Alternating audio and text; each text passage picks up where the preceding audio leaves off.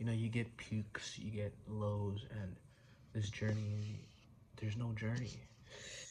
But the energies that spontaneously arise, they'll test your gangster, your spiritual gangster, they'll test it.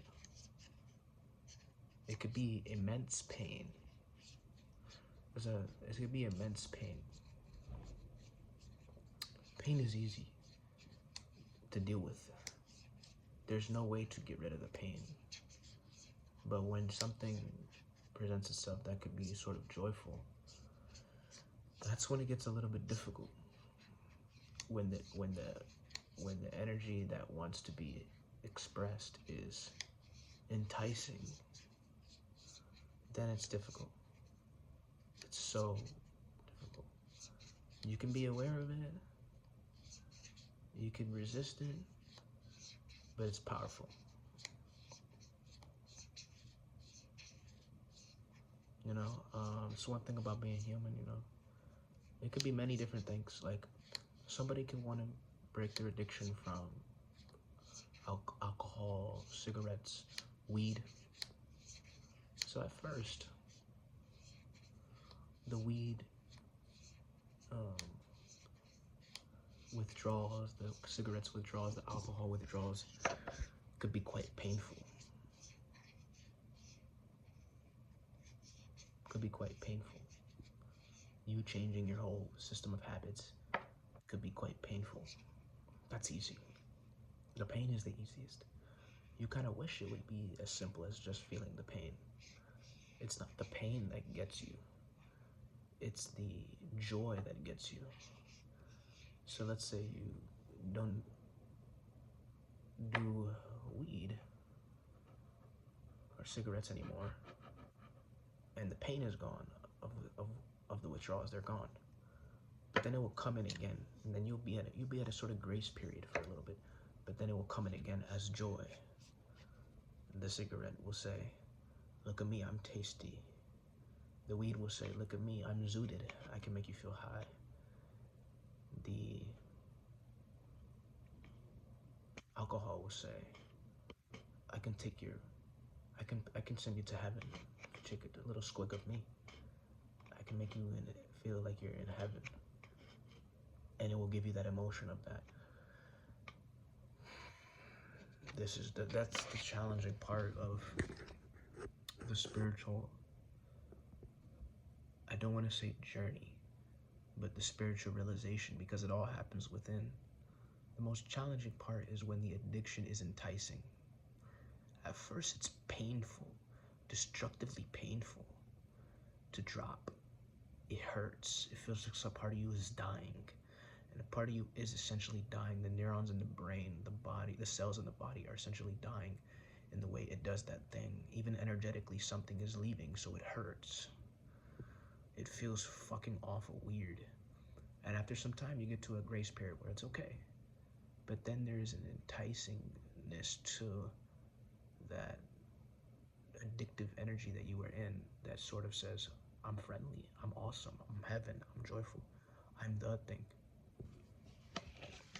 And that is the toughest part, I would say, about spiritual realization in its many varying forms, because if you were to advance spiritually, the enticing thing can be a bit different, but it's still there. Your enticement thing could be just pure bliss, which is still an attachment. Your enticing thing could be siddhi powers, reading people's minds, reading the aura, making a lot of money. These things are enticing. So as you progress as a human being, more these things will open up to you, right? For the most people, it's just sexual pleasure, the lust. That is what gets most men, I would say. The ones who master that, then they deal with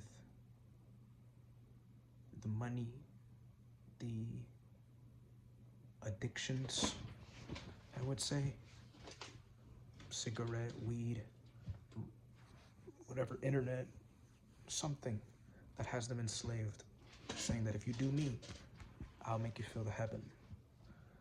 So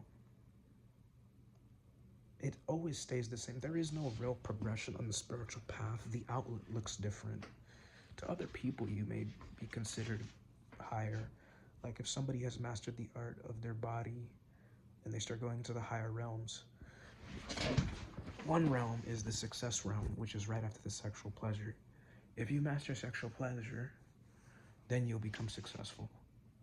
So if you get out of the fear mindset, if you get out of the sexual reproduction mindset, then you reach the success mindset, the success energy wave.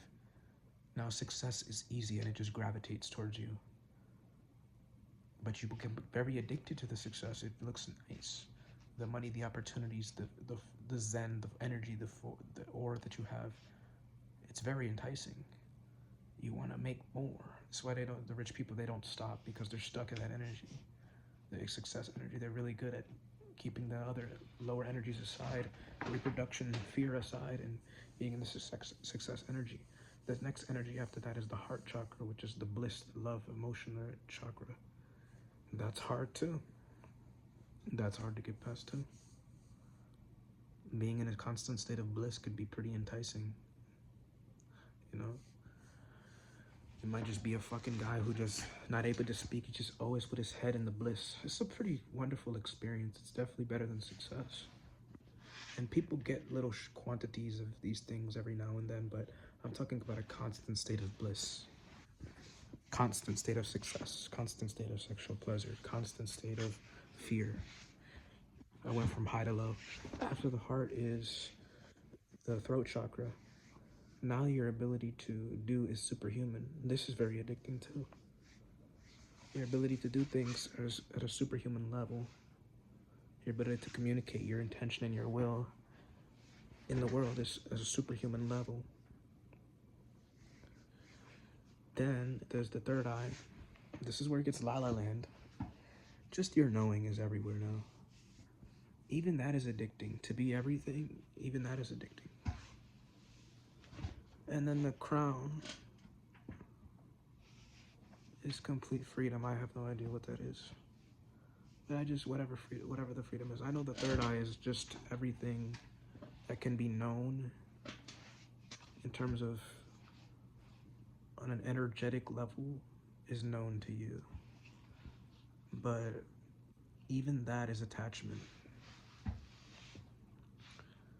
So yeah, I guess the spiritual path, it never really stops, but your dimension of experience can heighten. Like if you master sexual pleasure, you can unlock the success realm and become a person who's addicted to success. The successful people you see in the world, you can become that very simply if you master lust. If you master lust, you can become successful even if you don't master lust. But if you master lust, then you could become successful much easier than a lot of people.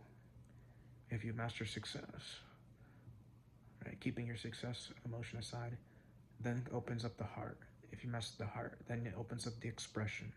If you master the expression, then you know basically everything energetically that you need to know.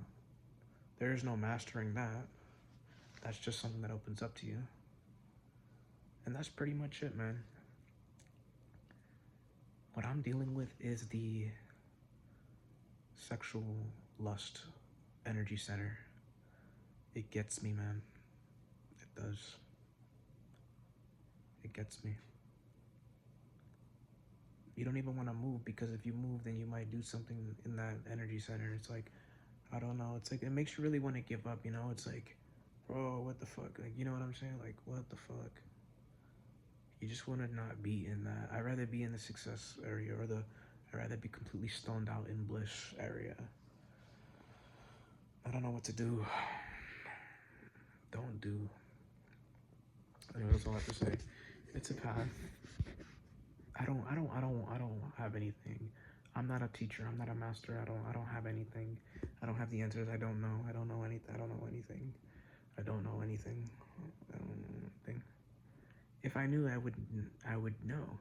I would not need to express that I don't know, or that I have trouble with something. I would just surrender on a deeper level than words and saying I surrender. But I do not know. It's so weird. Anyways, that's what I have to say.